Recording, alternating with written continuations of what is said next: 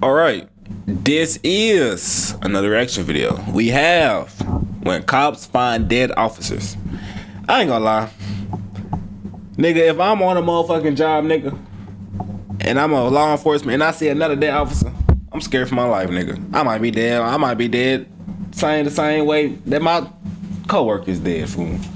It should be fucked up. And I thank you for the follow. I ain't even see that shit. I ain't see that shit at all. Kayla May, you followed 40 minutes ago. But yeah, I think I'm dead too, nigga, if I see an officer dead. They just me though. But let's see what this video has in store for us. You're the one get into it. You're the one who called? I didn't call. Huh? I didn't call.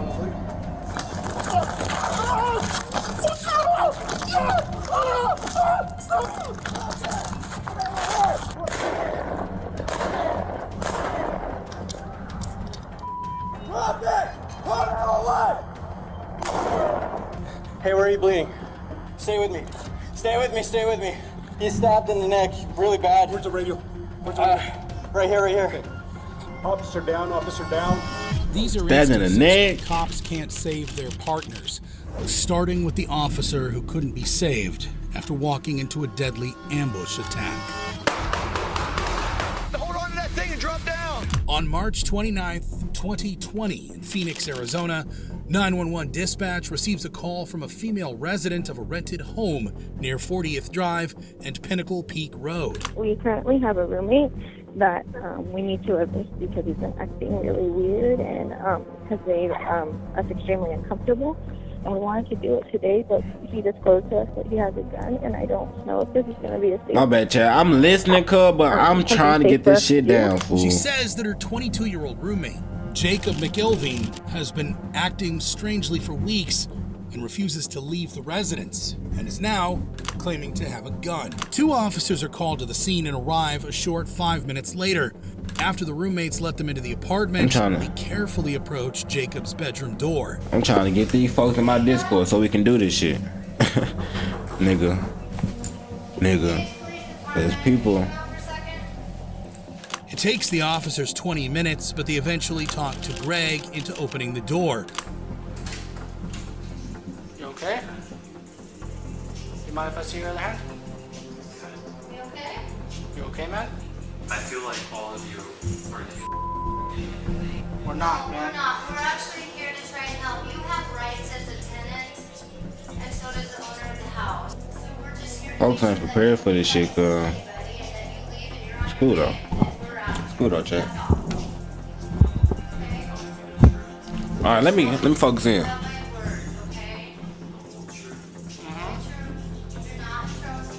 Why'd you walk out? my stuff. Hey, calm down. You guys said you were gonna help me. Yeah, we're gonna help you. Okay? I'm going to get your stuff. What are the colors of the items? She has to stay down here. She has to. Jacob eventually agrees to leave the house, but begins making several requests of the officers in an obvious attempt to stall his eviction. So as I'm walking backwards out, you can walk with me. So we're maintaining So it's equal. the give and take. Officers are successfully able to coax Jacob to the front door, but getting him to leave the house is a different story. They try to reason with him for another 35 minutes, but Jacob shuts the door on them. More officers arrive on scene, including Commander Greg Carnicle, a 31-year-old veteran of Phoenix Police Department who's set to retire in 2 months. They learn that one roommate named Devin is still inside the house, hiding in a bedroom and afraid to leave. Concerned for Devin's safety, Commander Carnicle decides to enter the home with keys Devin threw down from the bedroom window. Jacob has now gone back upstairs and is now requesting to speak to the boss. Yeah.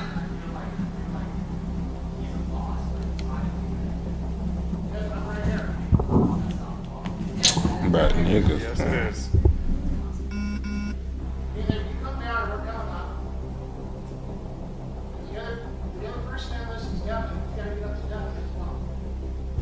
Like, niggas can tell me Appreciate that for the follow. Holly, appreciate that. Bro. Jacob continues to refuse to come downstairs, but with Devin's life in danger, Commander Carnicle bravely begins Cause this don't got nothing about the video. But niggas can tell me when they got something going on, cuz, like, to do the E-Day, bro. Keep this shit professional, cuz. Like, this shit is my business, cuz. Like, you know what I'm saying, cuz? Like, if you can't do it, fool, tell a nigga. Act like I'm gonna be fucking cry some shit. Like, damn. Come on, let's get back to the video, though. Officers' positions. Damn! Jacob suddenly begins shooting, striking all 3 officers with gunfire. More officers immediately enter the home to return fire, but Jacob has retreated into a bedroom. LT. Yeah. LT. Mater's down. Mater's down, boss. Oh, I got you. Man, that shot at they ass. I'm holding right here. Hold on to that thing and drop down. Quick. Go ahead, crawl if you want. Whatever you gotta do. Come on. Watch your head. Come on. Devin exits the home from a 2nd-story window, but Jacob is still inside the house, and officers resort to playing a message from his mother over a loudspeaker to try to get him out.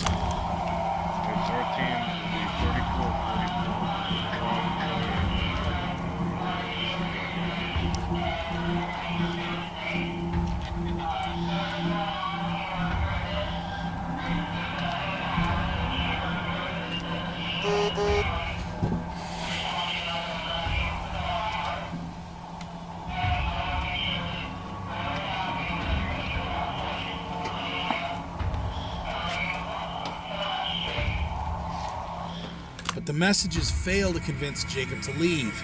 Jacob escapes the house through a side-story window with the gun still in his hand, but police intercept him and open fire. He's struck multiple times and dies on the scene. 2 of the officers struck by Jacob's bullets suffered non-life-threatening injuries, but Commander Carnicle would sadly not survive his wounds. He is survived by his wife and 4 children. Commander Carnicle's case shows that for police officers, death can come out of nowhere. But in our next case, an officer investigates a trespassing complaint only to find himself brutally attacked by a knife-wielding maniac.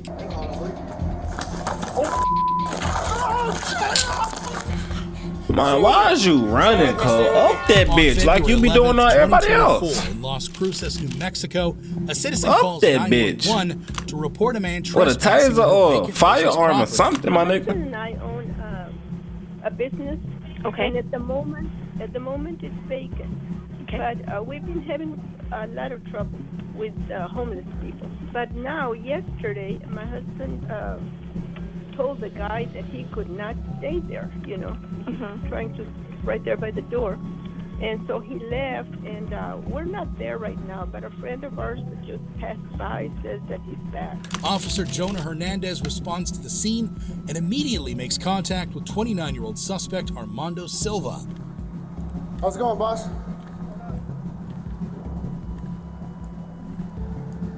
You been staying here for a while? What's up? Is this your place? So you're the one who called?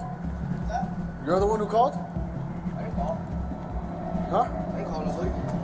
Damn. As Officer Hernandez approaches, Armando... Right. The dude kind of walking up kind of aggressive type shit, like, put your hand on that motherfucker. And then you see a weapon, pull that bitch out. And you see him getting 4 fucking feet in front of you, blow that bitch.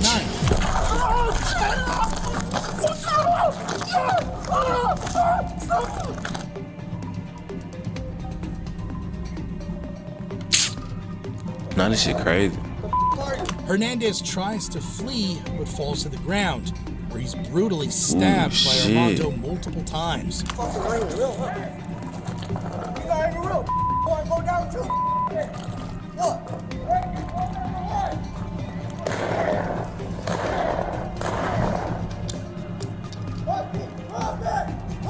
Said what?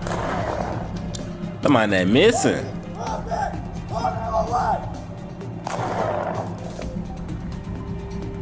Armando attempts to flee the scene, but is immediately confronted by a good Samaritan with a gun, Isaiah Astorga, who quickly neutralizes the threat with 4 lethal shots.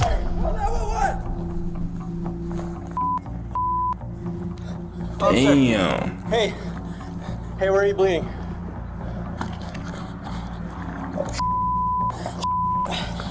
As Isaiah attempts to render aid, his girlfriend calls 911. This guy was beating up this cop and we drove by, so my boyfriend...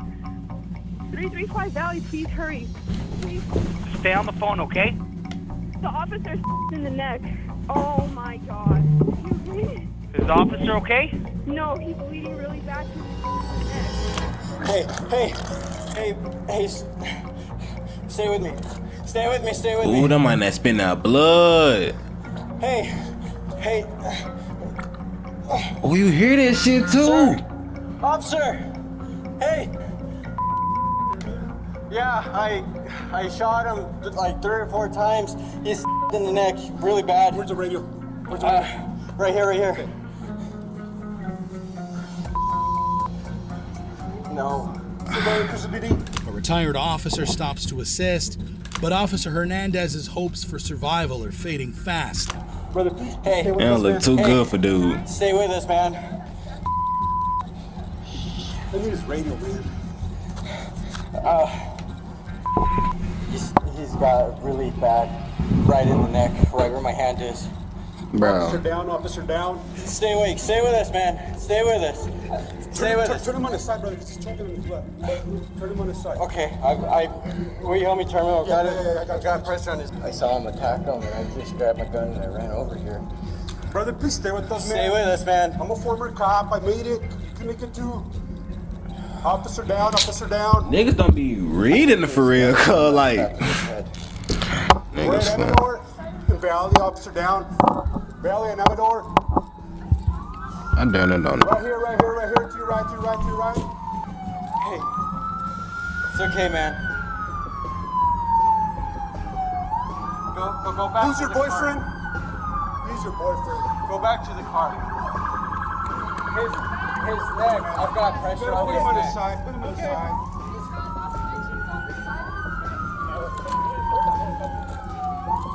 Backup arrives, but Officer Hernandez dies shortly after. He leaves behind a wife and 2 sons. After reviewing the facts of the case, the DA's office declined to pursue any charges against Isaiah. While cops rarely face situations so extreme, they encounter mentally ill members of the public every day. And sometimes those encounters end deadly. Okay, there's nothing in here. Okay. Damn.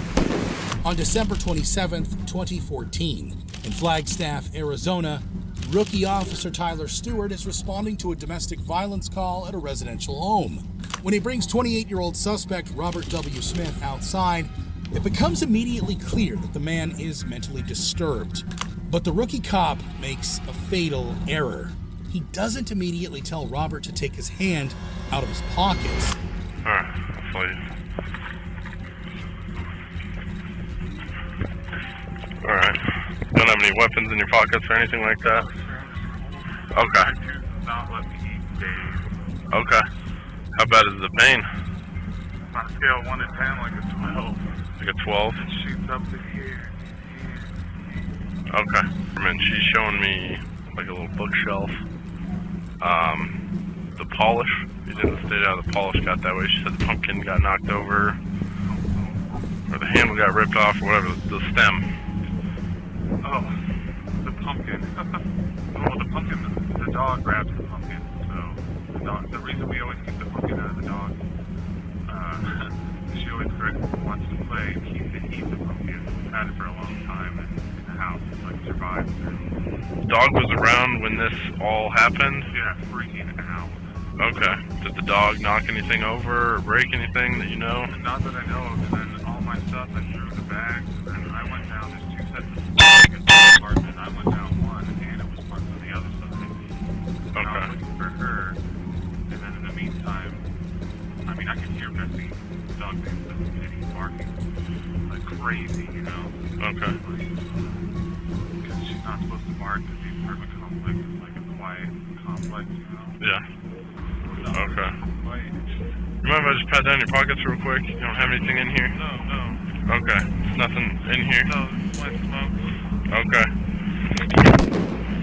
As Officer Stewart attempts to search Robert's left pocket, Robert pulls a .22 caliber handgun out of the right and fires point blank at Stewart 6 times. Damn. 9 seconds later, Robert life.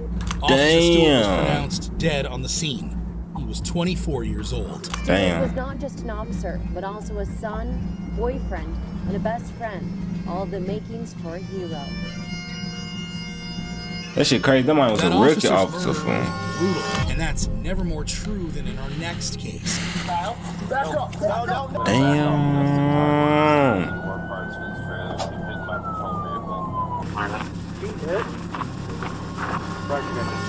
On August 14th, 2021, Kalamazoo County, Michigan deputies are responding to an unrelated call at a Shell gas station when they spot 35-year-old Kyle Gojdosik, who was wanted after an earlier pursuit by Portage police. Can you hang on 1 second? I just need. Yep, I'll get you 1 second.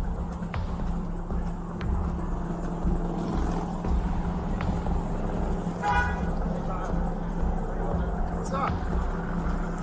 What's going on tonight? What's going on, man? I was down at 22nd Street, South 22nd Street. Well, I thought you guys were this one. We're with you now. South 22nd Street the other day? Yeah. I had to talk to you about some stuff. Well, come on.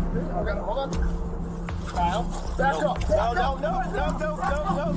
Drop it. Damn, mind that. Up in that hole. And the officer running. 466 guy. We got mail and a gun.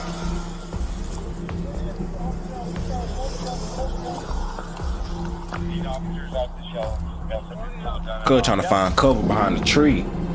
Man, that shit ain't gonna work. 466 County. Sorry, suspect from South County.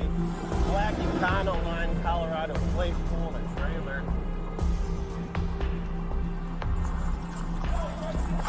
Go.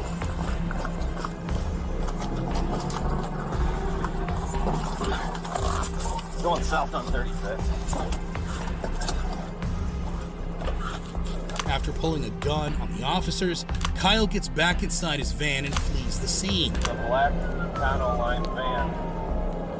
I ain't lie, you gotta kill the officers now. For you already up that hole, cuz it's charges on that one. Might as well stack up your charges, bro. Because they finna shoot you. You done up that hole on their ass. 39-year-old Deputy Ryan Proxmire's vehicle is first in the pursuit, which begins to sustain damage by what he believes is debris falling from the van and boat. But it turns out to be something much more dangerous. Damn. Bullets from Kyle's gun. Damn. The audio from the deputy's vehicle suddenly cuts as he slows to a stop. Believing his vehicle has become disabled, his fellow deputies continue the pursuit, but little do they know that their brother in arms has been shot in the head by the fleeing suspect's gun.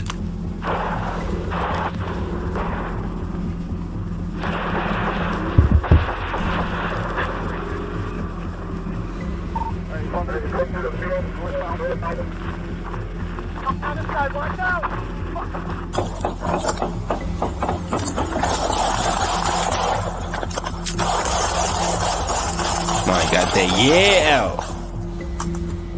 I lost sight. All right, I got you. I got eyes. Show me your hands! Show me your hands! Show me your hands! He's on the ground, facing us. Fucking move, dude! Don't move! The chase soon ends, and Kyle is fatally shot after a gun battle with deputies. County 3466 status. I need somebody to check on 466. MN in 38. Got a caller on the line. Says, slumped over the wheel. Whereabouts 138? Let us out! But Deputy Proxmire isn't answering his calls, and when a citizen reports seeing him slumped over in his vehicle, his fellow officers now return to the scene to investigate. Dead. Might say tapping his ass. You fucked up, cuz. On God, though. On God, though. Cuz dead, bro.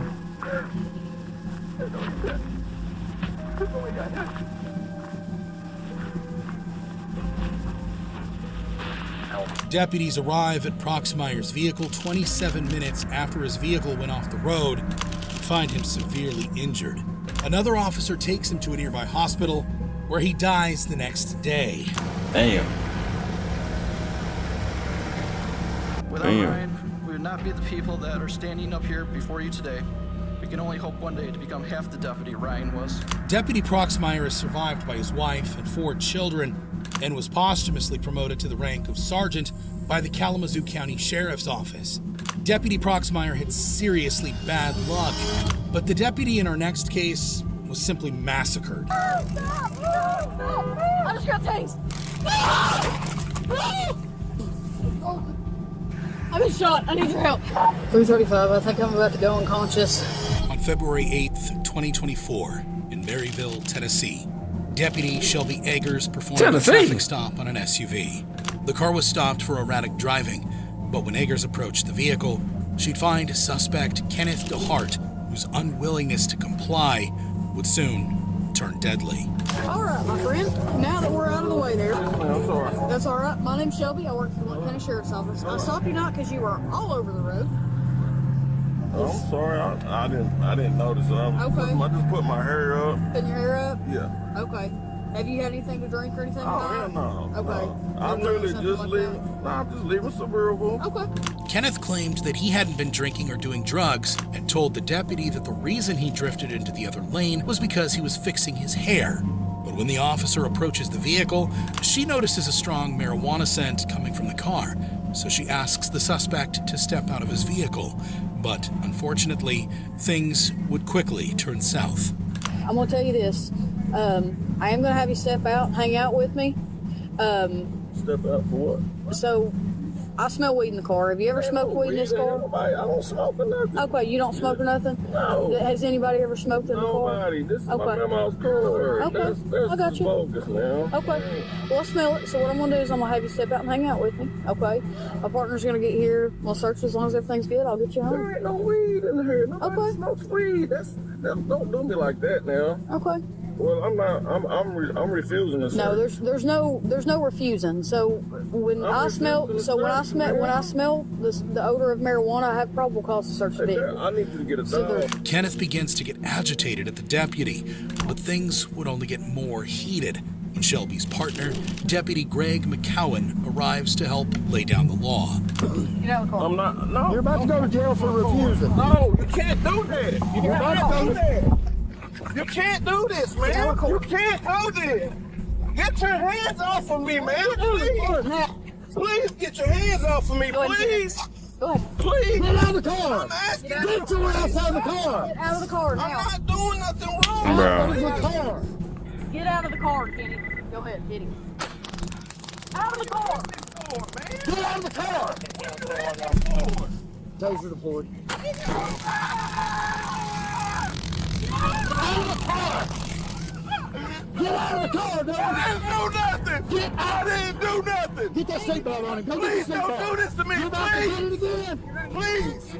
Please! You're about to get it again! Stop! Let me talk to my memo! I'm like, Get him out! After refusing to step out of his vehicle, the deputies deployed a stun gun, which seemed to have little to no effect on the suspect. And moments later, Kenneth would respond to the officers by drawing a gun of his own, threatening their lives. Damn! 335 shots fired. I'm hit. 334's hit. Right, damn, I that face shot for real. Mine that up close and personal. Deputy Shelby Eggers was shot in the leg and fortunately survived. However, Deputy Greg McCowan was killed at the scene. After the incident, the city mayor put out a $10,000 bounty for any information regarding the suspect. And after a 5-day manhunt, Kenneth DeHart was finally arrested 20 miles from where the crime was committed. I said 5-day manhunt. Look at this shit, cuz.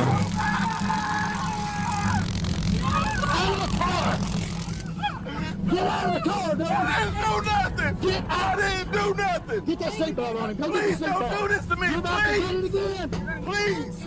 Please! I said folks had this on shakedown. Hell no. Hell no. After refusing to step out of his vehicle, the deputies deployed a stun gun, which seemed to have little to no effect on the suspect. Nah, that stun gun didn't do shit. Kenneth would respond to the officers by drawing a gun of his own, threatening their lives. Up close and personal. 335 shots fired. I'm hit. 334's hit.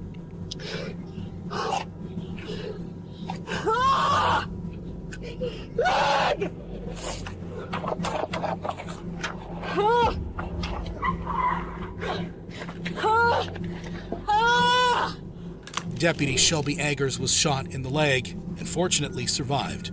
However, Deputy Greg McCowan was killed at the scene. After the incident, the city mayor put out a $10,000 bounty for $10,000 regarding the suspect. And after a 5-day manhunt, Kenneth DeHart was finally arrested 20 miles from where the crime was committed. Get in there!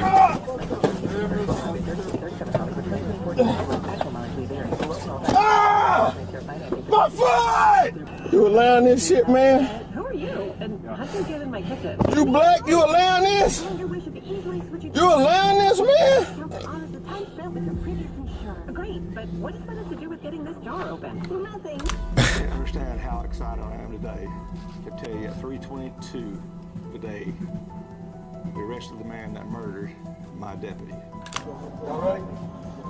Everybody ready? Right here.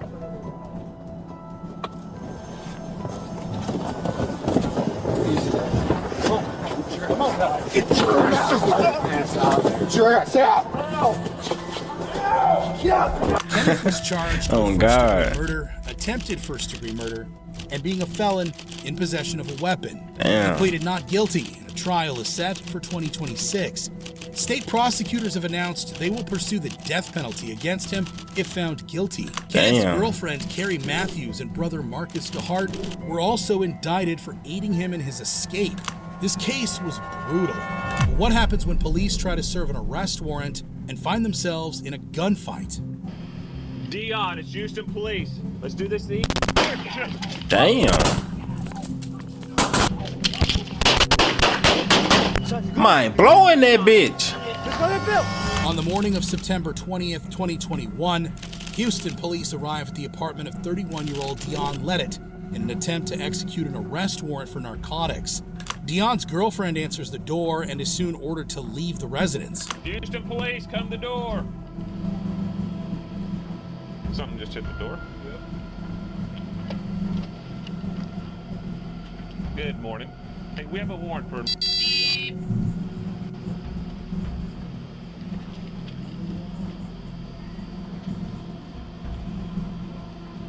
Ma'am. Where's Dion? Is he awake? Dion, step out here. The folk came early in the morning.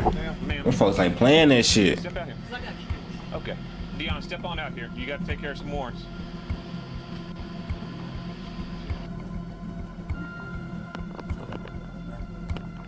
Me?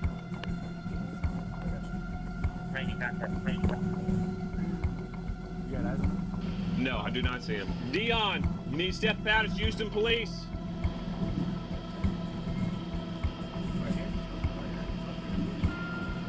Is he behind the door? Dion.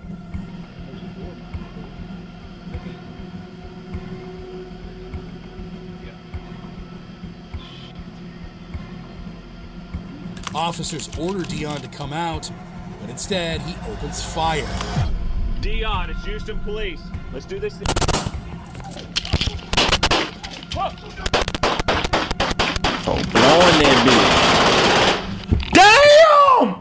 a switch. That's a switch. Mine just shot a switch at their ass. Listen closely. Listen.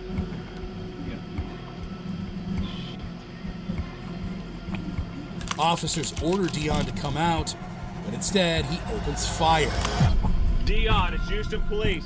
Let's do this thing. Whoa.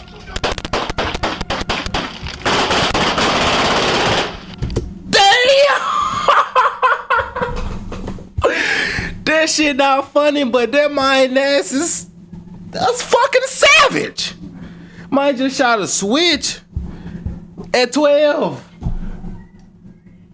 And they had with the switch for real. Listen to that shit again, fool.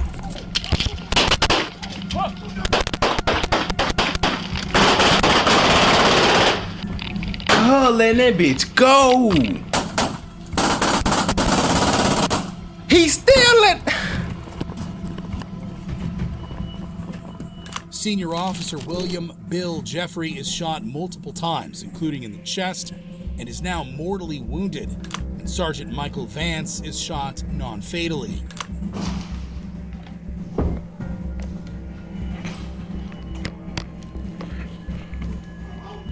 These folks got that yeah out there.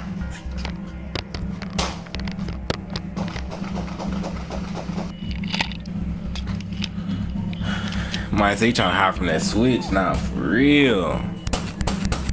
Can't hide from that hoe, girl. Bill, can you come back? You good? You good? No, I'm hit. Let's go get Bill. Somebody get Bill. Might having a shootout with 12 for real. Alright. Not on no rapper shit. Having a shootout with 12.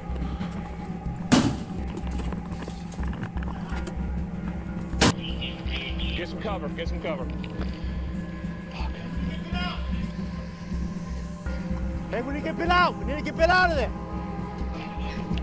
We need to get Bill out.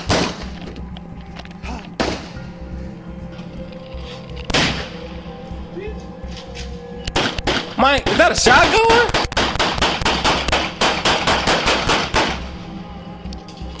He's down, but I can't see him.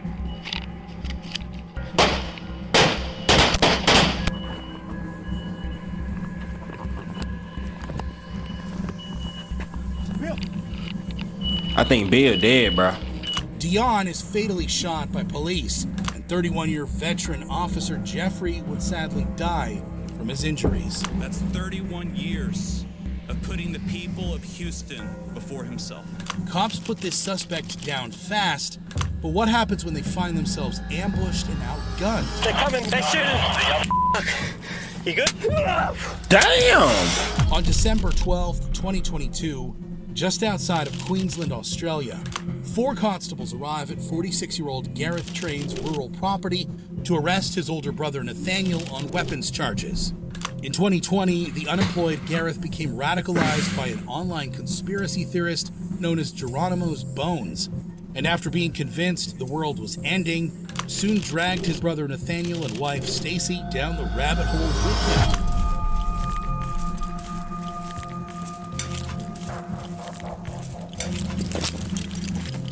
Keely, Rachel's, and Matt. She's our newest first year. New recruit Constable Keely Brow is 8 weeks on the job, but after introducing herself to fellow Constable Rachel McCrow, 8 weeks on the shots job? ring out. Gareth and Nathaniel fire at them with rifles in what's later described as an ambush. Nathaniel kills Constable Matthew Arnold with a blast to the chest, and Gareth shoots McCrow multiple times, including point blank in the head. Damn. Constables Brow and Randall Kirk dive for cover in the nearby bush, and Kirk calls his supervisor for help. Hello. Hello. Hi, buddy. What super we got? He shot Rachel, I believe. I think she's dead. She shot him, I think. No, he's still walking. He's trying to walk around me. So she shot him? Oh no, she shot at him. There's 2 of them. They've got Matthew's gun now. So. mate. Hang in there. What about the other two? You got eyes on Keely and Matt? Matt's not moving. Rachel's not moving now. And Keely I haven't seen. Where are you all pushing behind a tree? Yes, but he's walking over. There's two of them. Walking over towards you? Yeah. What do you want me to do? Mate, you got to look after yourself, buddy. All right, stay behind that tree. That's the only thing you got between him and her. Between you and him. Mate, have you got any more trees behind you? Nah, not a lot. He's coming over. Should I run? Man, like, should I run? Nigga, use that weapon. Yeah, maybe. Use the fucking weapon. Yes, they do. Obviously scramble from tree to try and retreat out of there. I'll try. To try and do that? I can try. Outgunned and with the killers closing in, Constable Kirk decides to make a run for it.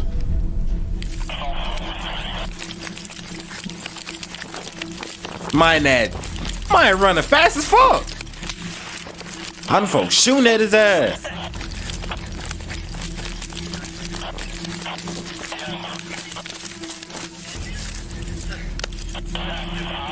Don't tell me you just failed, bro. They're coming. They're shooting. Jump that bitch. He on the fucking ground. Damn, folks. What if I want him dead?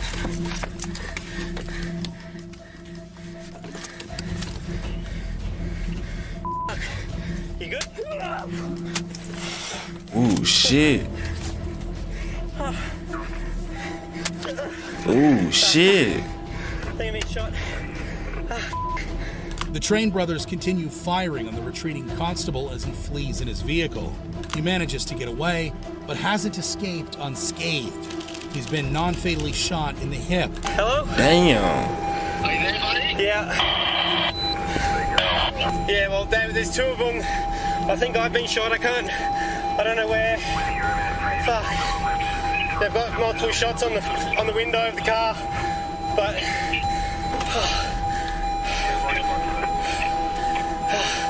I had to drive away a bit. Lost the shoe. Man, no for ran his ass out his shoes. I don't know where I've been shot. While Constable Kirk manages to escape, Brow is still hiding on the property and being hunted by the Train brothers. They light a police vehicle on fire to draw her out, but half an hour later, neighbors Alan and Carrie Dare notice the smoke and call emergency services for help. She dead, bro. We're hearing what we're thinking is gunshots, but now we've got like an electrical burning. We're on acreage out in Williambilla. Do you think it might be 251? 251, yeah, we need a fire, please, now. I have police at Please, 251. My husband's going to pick the neighbour up and they're going to investigate closer. I probably wouldn't. I'd probably just stay at home. I know this might sound bad, but I'm trying to get more information as to, what's going on. The emergency operator tells Carrie that Alan should stay home, but he and friend Victor Lewis are already on their way. Y'all that bullshit. Bro, y'all old as fuck trying to help police officers. Victor Lewis. Look at y'all. Y'all can't do it, damn. Don't help. If a dispatch say stay at home, stay at home. Are already on their way. Before y'all not make it back home. Ooh. What the hell is in that? Alan films the scene as they get closer, but as he begins to hear gunshots, he has no idea that the next one will be for him. He's fatally shot in the back as Lewis is able to escape. To the occupants of 251, this is the police. Nathan, Stacy and Garrett, guys, we need you to stop firing your weapons. Police swarm the scene, and about an hour later, Constable Brow is able to escape to the front gate. Nathaniel, Garrett, Stacy, guys, we need you to stop shooting at police. For the next 4 hours, officers desperately try to convince Nathaniel, Gareth, and Stacy to surrender. I repeat, he's still moving. To the female in the building, place your hands up and weapons down. TI2 is reloading, he's moving up, he's up. TI2 is up. Take your hands off the weapon. But around 10:30 p.m., officers breach the property with a Bearcat, and And 10 minutes later, all 3 perpetrators are dead. 1 year later, How'd I die? Donald Day Jr., aka Geronimo's Bones, was arrested in Arizona in connection with the massacre. He's alleged to have sent the killers Christian end-of-days ideological messages. In January 2024, prosecutors also charged him with illegal possession of a firearm and threatening FBI agents. In February of 2023, Queensland Police Deputy Police Commissioner Tracy Linford declared the train's actions an act of terrorism carried out by extremists for religious motivations. As insane as that was, in our next video, officers Bro, this shit get worse and worse, cuz. only for it to go terribly wrong.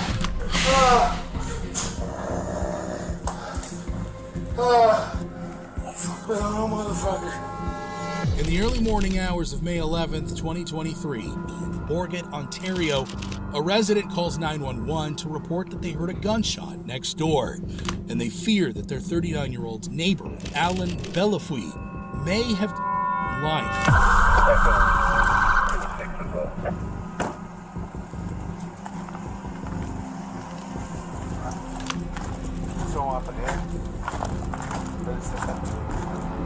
Officers approach the house and begin to search the perimeter. The ball.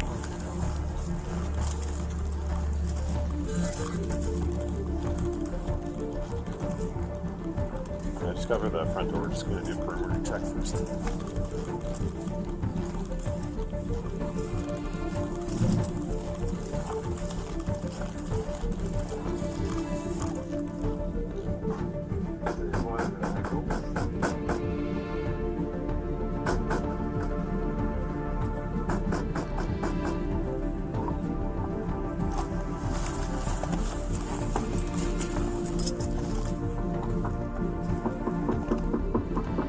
Officers attempt to make contact with Alan, but crucially fail to identify themselves as police.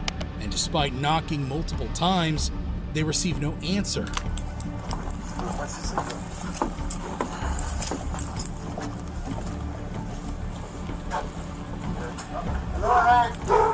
Officers go back to the front of the house, only to find that the front door is unlocked. But when Constable Lazon and Sergeant Mueller enter and finally identify themselves, Alan fires 9 semi-automatic rifle rounds blindly through the walls of his bedroom.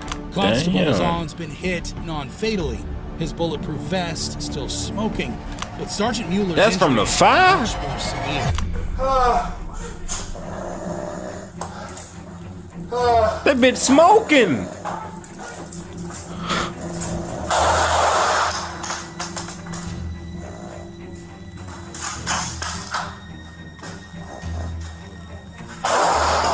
As Lazon returns fire, the muzzle of Alan's rifle can be seen sticking out of his bedroom door.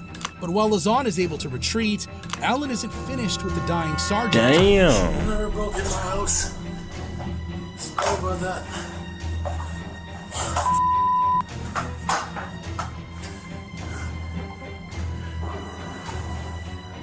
What the fuck he finna do?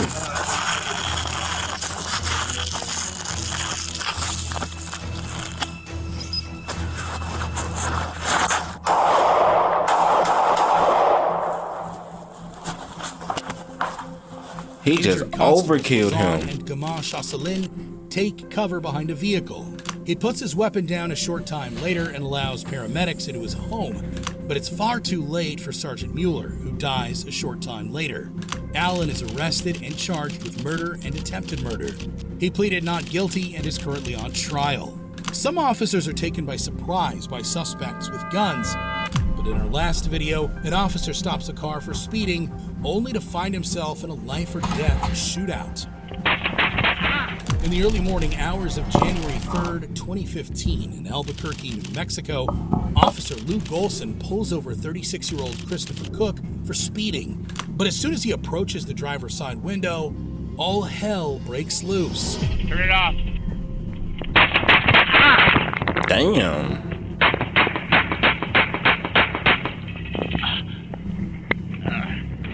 Christopher pulls a gun and fires 5 rounds, 4 of which slam into Officer Golson's stomach and leg. He falls backwards, breaking his right wrist as he unloads his weapon onto the SUV. But the suspect escapes on foot, and with one hand now useless, he's unable to reload. WMA, Damn. blue jacket, running northbound San Mateo with a blue hat, blue jeans. Officer Golson calls in a description of the suspect and waits for backup to arrive. As the shock wears off, he begins to feel the pain. Stomach, leg. He's gone. Ah, you see any blood? Why does mine sound so calm? That might have been a Christopher Cook shot. was arrested a short time later and pled guilty to car theft, shooting from a vehicle, and aggravated battery on a peace officer. He was sentenced to 17 years in prison. After 3 weeks in the hospital and 2 surgeries, Officer Golson made a full recovery. This case was brutal, but what about when they're caught off guard by an oncoming train? On January 7th, 2020, in Cedartown, Georgia, Polk County officer Andy Anderson is chasing a robbery suspect through a wooded area near train tracks. But the dedicated cop is so focused on the mission that he fails to realize how close to the tracks he really is. Is that bullshit? You don't hear that shit? 826 911.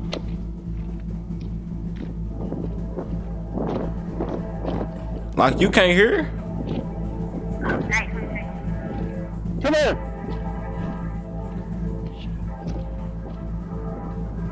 Your rob work come out towards Piedmont at the railroad tracks. You can't hear, bro?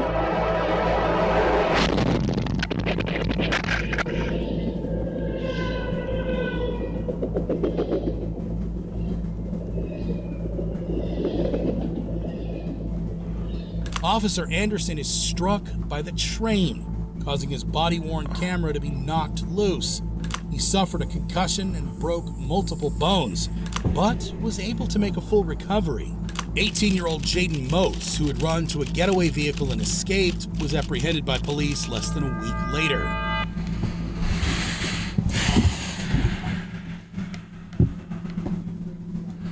That shit is crazy. How the fuck you ain't hear that shit, fool?